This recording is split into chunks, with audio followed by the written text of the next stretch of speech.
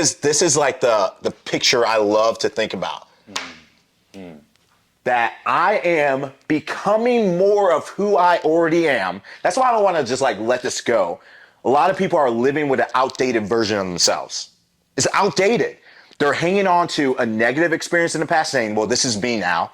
Or a positive experience in high school, in college. You're like, well, you ever met someone like, man, in college, remember this day? You're like, yo, you're 34 years old. Why are you still hanging on to that? There's so much more life you've experienced, but you're living with this outdated version of yourself. And so there's people who are living with an outdated version of themselves, but if they only kind of capture like, okay, this is who I am, but I don't want to let that go because all of those experiences have shaped me to be who I am today. So I'm becoming more of who I am, and I'm also becoming more of who I want to be.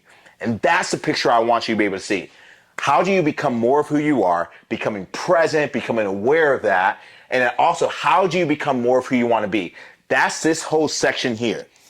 This is where all of your goals, your challenges, your habits, your routines, your priorities are set. But they're not just random, like, oh, this sounds like a cool habit to do.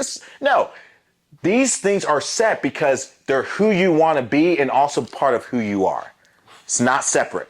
It's all together. It's like, oh, I'm doing this because this is part of who I am, but also I see some gaps and it's who I want to be. So I want to stretch myself. Otherwise, why in the hell am I swimming, bro? Why am I swimming? Why would I do that? It's retarded. I could go the rest of my life without doing it. But no, I do see it's not a part of who I am in my past, but it is a part of who I want to be. So guess what? I'm going to bring it into this because it's a part of that. Love it. Then it becomes who I am now. That's awesome, man.